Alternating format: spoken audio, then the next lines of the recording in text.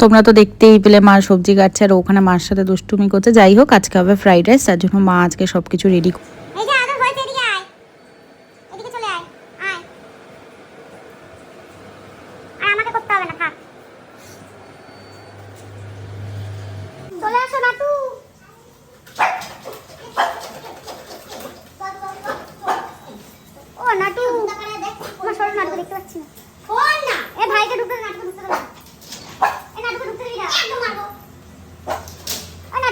এখানে আমরা কি খাবো? ম্যাগি। মা রান্না করছে, এখানে হচ্ছে আলুর দম, এখনও ফ্রাইড রাইসটা হয়নি, ফ্রাইড রাইসটা করবে। ওখানে সব কিছু রেডি করে নিয়েছে আর পুচকেটা চলে এসছে, তোমরা তো দেখলেই। আর সেদিন ছিল হচ্ছে তোমার হনুমান জয়ন্তী, তার জন্য আমি স্নান টান করে এখানে পুজোটা দিয়ে নিচ্ছিলাম। তো আমার পুজো প্রায় শেষ। শশা খা। ও এসছে প্রায় অনেক দিন পর, আর ও হচ্ছে একদম হেলদি খাবার ওর ভালো লাগে না, ও হচ্ছে সব কিছু আনহেলদি। তুমি ওকে চিপস দাও, কোল্ড ড্রিঙ্কস দাও, এগুলো খেতে খুব ভালোবাসে। আর এসছেও অনেক দিন পর, যাই হোক যেটুকু খেতে চায় বাচ্চা মানুষ। আর এই করতে করতে আমার খেতে বসার সময় চলে এসেছিলো একটা পার্সেল, সেটা কিসের সেটা আমি তোমাদেরকে পরে বলবো। আর আজকে ফ্রাইড রাইসটা খেতে চেয়েছিল ও মায়ের কাছে, আর এখানে মানে সে সিরিয়াল দেখছে আর বক বক করছে। বল আজকে গ্রিন টি খাবি না? চা ঠা খাওয়া শেষ, এবার আমরা বেরিয়েছিলাম একটু হনুমান মন্দিরের দিকে যাব। আমি, ও আর পুচকেটা। আর এই ভিডিওটা কিন্তু পুরোটাই পুচকেটা করে দিয়েছে। যাই হোক, ও আসলে আমার একটা খুব সুবিধা হয়, ক্যামেরাটা আমাকে পুরো একদম ঠিকঠাক ও ধরে দিতে পারে।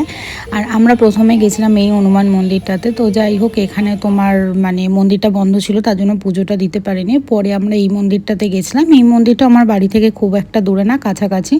মন্দিরটা খুবই সুন্দর। আর এখানে ও আমি একসাথে পুজো করছিলাম। এখানে পুচকেটা আমাকে ভিডিও ধরে দিয়েছে, দেখো এত সুন্দর ধরে দিয়েছে ভিডিওটা। যাই হোক, ওকে আমাকে কিছুই বলতে।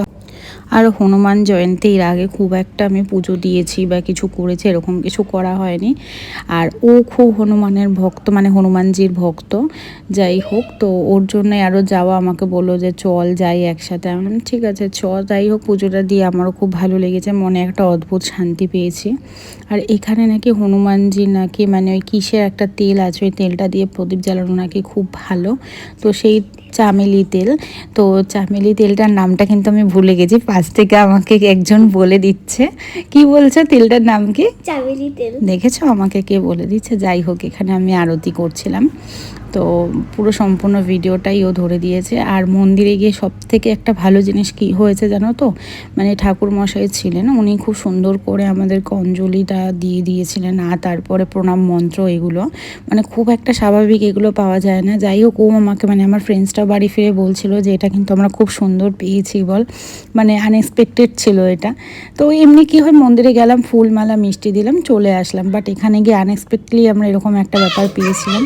তো বাড়িতে এসে পার্সেলটা আমি এখানে ওপেন করছি, কারণ আমার একটা ভাই আছে, আজকে ওর বার্থডে ছিল, ওকে আমি ডেকেছিলাম কেকটা কাটার জন্য। ও খুবই ব্যস্ত। যাই হোক, এইটুকুতে এসছে, এটাই আমার কাছে অনেক।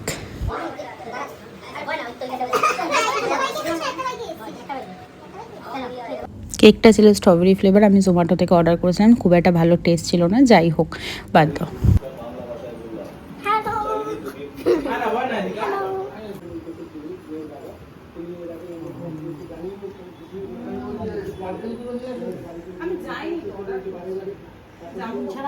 যাই হোক, এদিকে ও প্রায় রাত বাজে 10টা, ও চলে যাচ্ছিলো। ও আসলে আমার খুব ভালো লাগে, যখন চলে যায় তখন মনটা খারাপ হয়। আর আমাকে বলছিল এটাও তুই ব্লগে দিবি না? আমি যে একদম দেবো, কেন দেবো না রে, সব কিছুই ব্লগে দেবো। যাই হোক, তোমাদের যদি ভিডিওটা ভালো লাগে একটা লাইক আর সাবস্ক্রাইব করে দিও। টাটা, সবাই ভালো থেকো, সুস্থ থেকো।